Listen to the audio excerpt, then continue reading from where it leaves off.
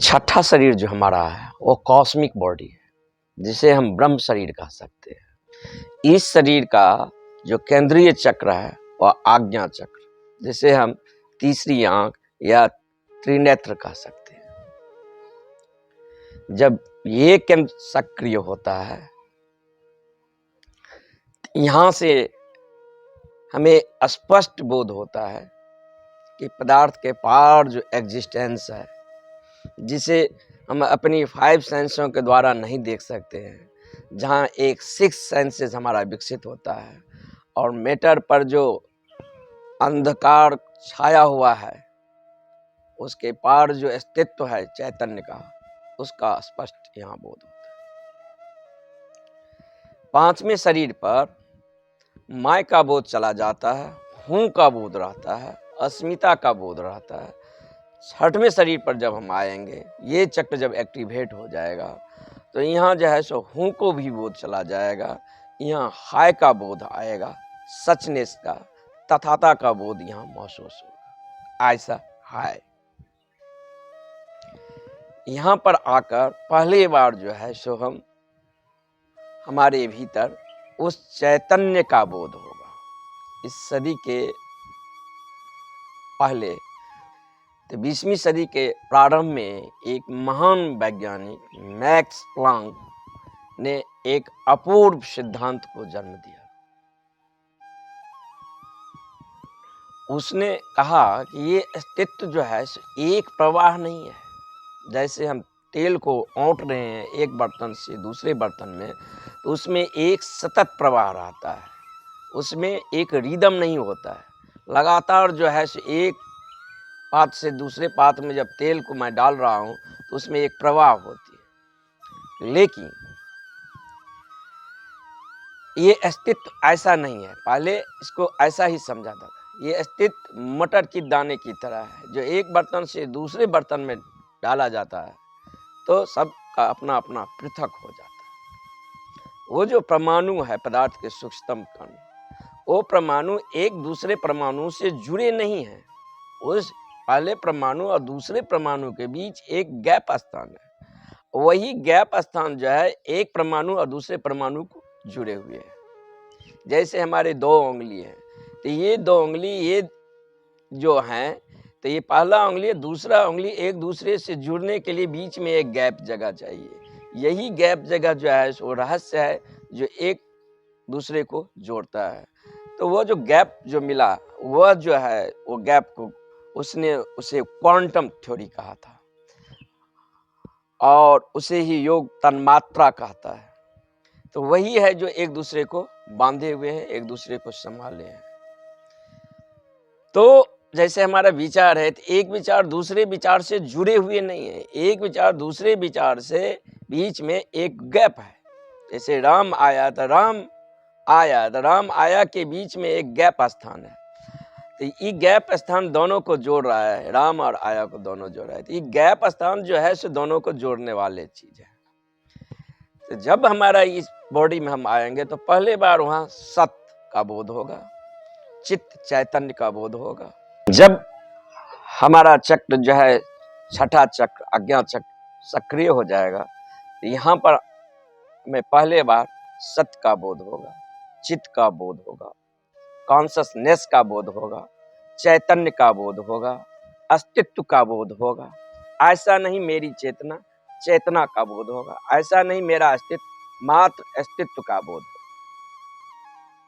यहाँ से उसे एक स्पष्ट दृष्टि मिलता है, और उस दृष्टि के ट्रांसपेरेंसी में पदार्थ के यानी मैटर के जो विपरीत एंटी मैटर है, उस अस्तित्व को उसके देखने समझने की वह दृष्टि मिलता है।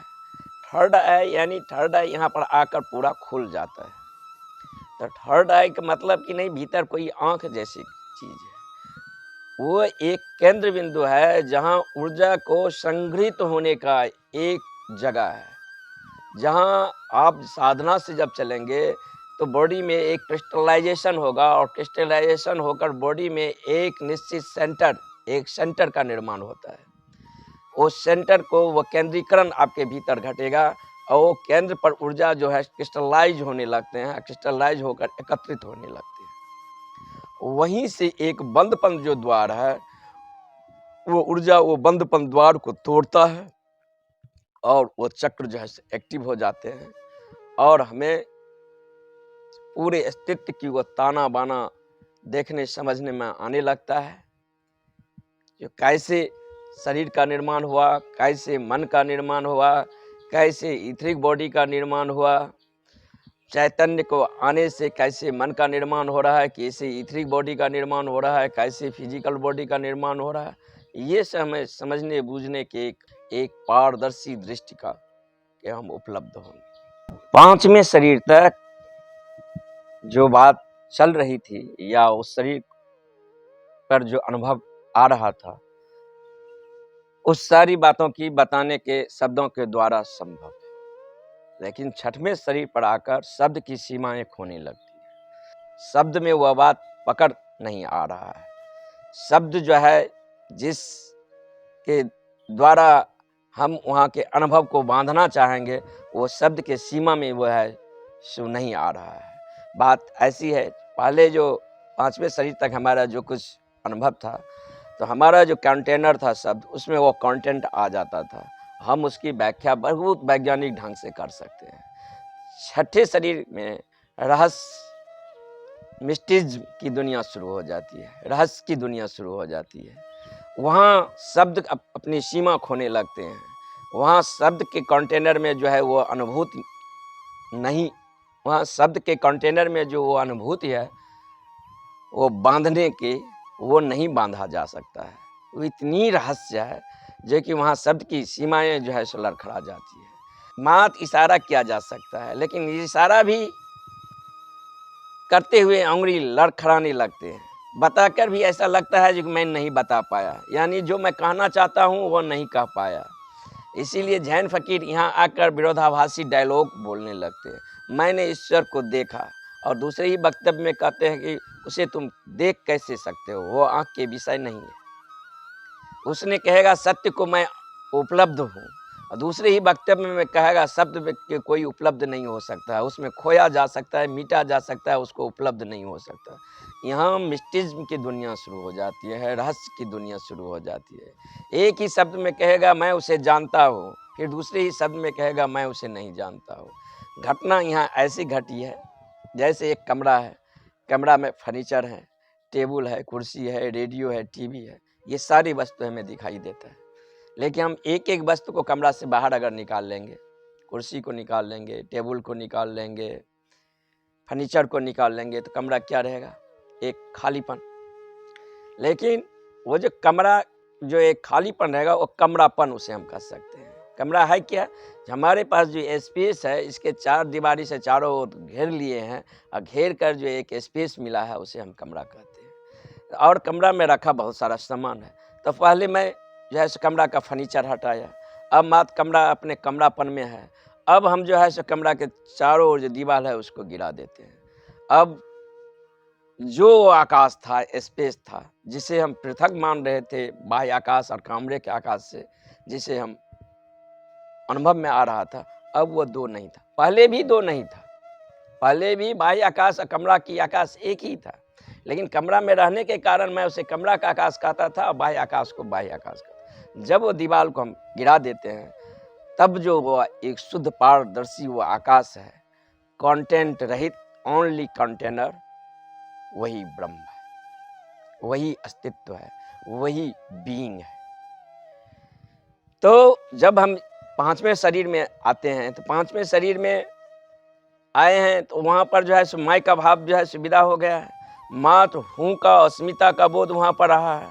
और जब इस शरीर को क्रॉस गए हैं, तब छठे में शरीर में हम जो आए हैं, तो छठे शरीर में जो है सो हूँ का भी बोध चला गया है, हाय का बोध है, इजनेस का बोध है, और उस इजनेस का बोध यानी ऐसा है। और यानी जब इसको हम एग्जिस्टेंस को चरम सीमा पर ये हमारा अनुभव होता है, तो अब कमरा में न फर्नीचर है, न कोई सामान है, कमरापन है, अब दीवार भी गिर गया। अब मात्र ही आकाश जो है चारों ओर से हमारा घेरा है, ये आकाश जो हमें चारों ओर से घेरा है, ये हमारा अस्तित्व है, ये शून्यता ही पूर्ण है, शून्य ही पूर्ण है। तो वहां से जो उसे विस्तार, ये अनंत का, ये इस अस्तित्व का जो उसे दिखाई पड़ना शुरू हुआ है, उसे वह थर्ड आई कहना शुरू कर दिया। वहां से स्पष्ट रूप से वह जो है सो एग्जिस्टेंस को, ये अनंत विस्तार को देखने की उसे वह क्षमता उपलब्ध हो गया है। यानी इस अस्तित्व के पार जो सूक्ष्म अस्तित्व है, उसका ताना बाना कैसे बुना जाना, कैसे उस शून्य से यह जो है सो पदार्थ निकला है, कैसे उस शून्य में यह पुनः खो जाएगा, ये स्पष्ट रूप से उसे ये दिखाई देना शुरू हो जाता है। वहां से जो थर्ड आई उसको सक्रिय हुआ है, वहां से जो जब वो एक्टिव हो जाता है, तो वहां से उसे स्पष्ट रूप से अनंत का जो विस्तार उसे दिखाई पड़ना शुरू होता है, जिसे वह थर्ड आई कहना शुरू कर देता है। और वहां से उसे कॉस्मिक का, अनंत का वो विस्तार दिखाई देना शुरू हो जाता है।